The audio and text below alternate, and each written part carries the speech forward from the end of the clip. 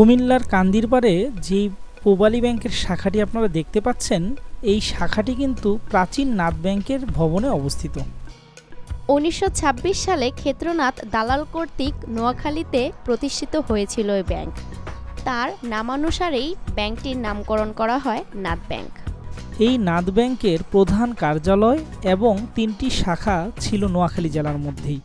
এছাড়াও কুমিল্লা জেলার কান্দিরপাড়ে বর্তমানে পূবালী ব্যাংকের যে বিল্ডিংটি রয়েছে, সেই বিল্ডিংয়ে নাথ ব্যাংকের অন্যতম একটি শাখাও ছিল। দেশভাগের পরবর্তী সময়ে নাথ ব্যাংকের প্রধান শাখাসহ অন্যান্য শাখাগুলো কলকাতায় স্থানান্তরিত করা হয়। ১৯৫০ সালে ব্যাংকটি বিভিন্ন সমস্যা সমাধানে ব্যর্থ হওয়ায় এর আর্থিক কার্যক্রমের অবসান ঘটে। যদিও নাথ ব্যাংকটি আর নেই, কিন্তু কুমিল্লার কান্দিরপাড়ে অবস্থিত পূবালী ব্যাংকের ভবনটি আজও নাথ ব্যাংকের ইতিহাস ও ঐতিহ্য স্মরণ করিয়ে দেয়।